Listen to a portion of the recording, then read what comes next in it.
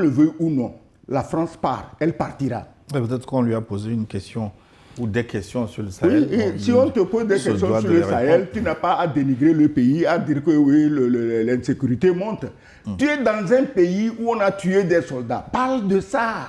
Ouais, dis-nous, tu es venu, les mesures que tu prends pour aider nos frères du Bénin. C'est ça qui nous intéresse parce que le terrorisme au Bénin, d'une façon ou d'une autre, il finit par toucher et le Togo, et le Burkina, et le Niger. Et personne ne veut de cette contagion à tout va. Donc c'est tout ce qu'on veut. Alors, donc, maintenant, vous, le Bénin n'a pas chassé la France. Pourquoi les terroristes tuent les gens au Bénin?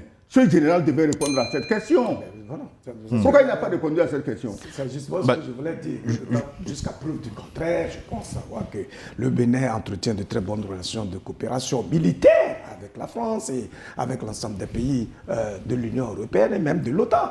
Alors comment on peut expliquer que ce phénomène du terrorisme commence à envahir véritablement pratiquement tout le nord du Bénin? Ça veut dire que même avec leur présence, ce phénomène-là ne peut que s'amplifier. Alors, ils n'ont pas à se vanter et à même commencer à conspirer ou à faire des qualificatifs condescendants contre des États qui ont décidé de prendre leur destin en main et qui se sont engagés à se réorganiser au niveau militaire tout comme au niveau social pour lutter contre un phénomène qu'ils ont décrété, en tout cas que les puissances occidentales ont décrété, bien entendu. Donc, il est tout à fait mal placé, en effet, pour se prononcer sur ce phénomène-là qu'ils ont provoqué exprès d'envie de disloquer et de déstabiliser ces États-là. Donc, ça, franchement, c'est révoltant quand on voit ces pays du Nord continuer à parler de l'Afrique, des pays africains avec autant d'arrogance, autant de condescendance, alors qu'aujourd'hui, il est avéré que ce sont ces pays-là, d'abord, qui ont conspiré, mais surtout, qui sont dans les pires des problèmes possibles. Aujourd'hui, est-ce que la France a une voix qui porte réellement au regard de tout ce qui se passe dans ce pays, sur le plan économique, sur le plan social, sur le plan même de l'énergie, etc., etc., et qui continue donc de faire la cour à ces pays de l'AES, qui semblent même dénigrer. Donc, c'est une incohérence et c'est une attitude qui n'a vraiment pas de sens et qui frise un peu l'intelligence, à vrai dire. Je pense qu'on ne peut plus se laisser continuer à se laisser mystifier par ces genres de racontards, des propos qui n'ont pas de sens et qui donnent le sentiment que l'intelligence viendrait de ces pays-là. Alors, l'ambassadeur a dit quelque chose quand même qui me paraît intéressant sur le cas justement du Bénin avec cette intelligence qui est développée avec un certain type de terrorisme.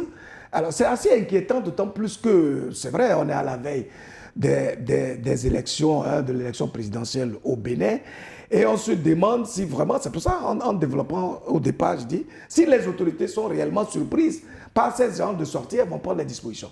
Mais si elles ne sont pas surprises et qu'il y a un calcul politique derrière, c'est-à-dire que l'irruption des terroristes et en tout cas l'amplitude que ces attaques terroristes, est-ce que ça peut être un prétexte pour bouleverser le calendrier électoral, pour susciter d'autres calculs? Bon, on peut un chapitre est concerné donc, par cette question cruciale. Mais les faits semblent vous donner raison, parce qu'on va afficher un peu le baromètre de la violence, au Bénin, on peut l'appeler ainsi, comparant le nombre d'incidents sécuritaires par trimestre de 2024 jusqu'à nos jours. On va voir le diagramme, oui, voilà, le baromètre de la violence. Vous voyez, au fil de ces derniers mois, la situation s'est franchement aggravée, Lucas Baki. Oui, c'est ce qu'on est en train de constater et c'est ça qui est désolant. Et c'est ça qui suscite justement un questionnement sur... on ne peut pas se passer de faire un rapport quand même avec le contexte politique béninois, où on sait qu'il y a donc un rendez-vous essentiel qui concerne donc le remplacement de Patrice Talon à la tête du pays. Est-ce que ce n'est pas quelque chose qui est conspiré de haut pour peut-être percuter le calendrier électoral et faire en sorte à justifier peut-être un éventuel report ou une réorganisation?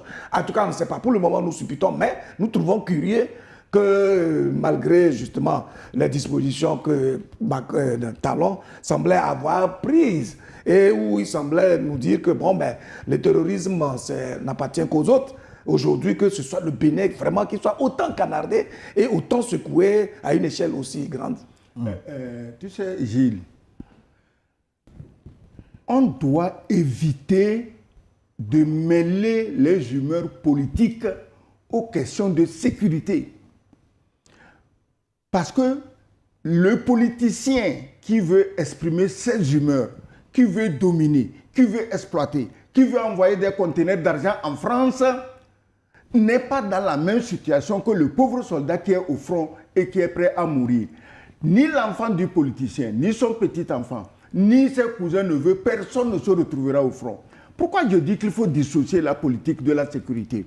J'ai écouté de la bouche du président capitaine Ibrahim Traoré un fait qui m'a sidéré. Parce qu'il dit qu'à la veille de son voyage en Russie, des soldats béninois en difficulté au nord ont fait appel à leurs collègues burkinabés.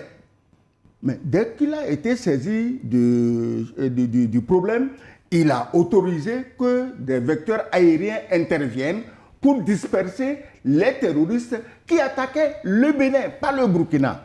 Ça veut dire quoi? Ça veut dire que les militaires, qu'ils soient béninois, qu'ils soient togolais, qu'ils soient burkinabés, maliens, nigériens, ghanéens, ivoiriens ou nigériens, ils sont solidaires parce que devant le feu, ils ne peuvent qu'être solidaires, ils sont liés par le même destin. Mais ceux qui sont chargés d'exporter des conteneurs d'argent à Paris, l'argent qu'on utilise pour les faire chanter, ah, si tu ne fais pas comme ça, tu sais, ton argent, tu ne le verras plus. Il ne faut pas qu'ils viennent avec leurs petits calculs de petits boutiquiers de quartier mettre en danger la vie des enfants d'autrui. Le capitaine Traoré a fait ça et il l'a fait avec plaisir. Et les soldats béninois qui ont appelé au secours, je suis sûr qu'ils sont satisfaits. Est-ce qu'ils ont dit ça à leur fameux général Mandon? Qu'il fut un temps où le pays qu'il accuse d'être aujourd'hui l'épicentre du terrorisme, qu'ils sont intervenus pour aider l'armée béninoise. Où étaient les Français? Quand les soldats là faisaient appel à leurs collègues béninois, où étaient les Français? Donc, moi, je crois qu'il faut revenir sur terre. La politique, c'est la politique. On ne se mêle pas de la politique interne d'un pays. Mais on ne peut pas, à cause des raisons politiques, des combines politiques, des ententes bizarres, souterraines, cupides, intéressées, laisser tuer les enfants des autres sans armes. Et on se vante même de ne pas avoir besoin d'armes. Quand tu dis que tu n'as pas d'armes, c'est que tu dis aux terroristes, va les tuer, ils n'ont rien. Et qu'est-ce que ton général Mandon dit?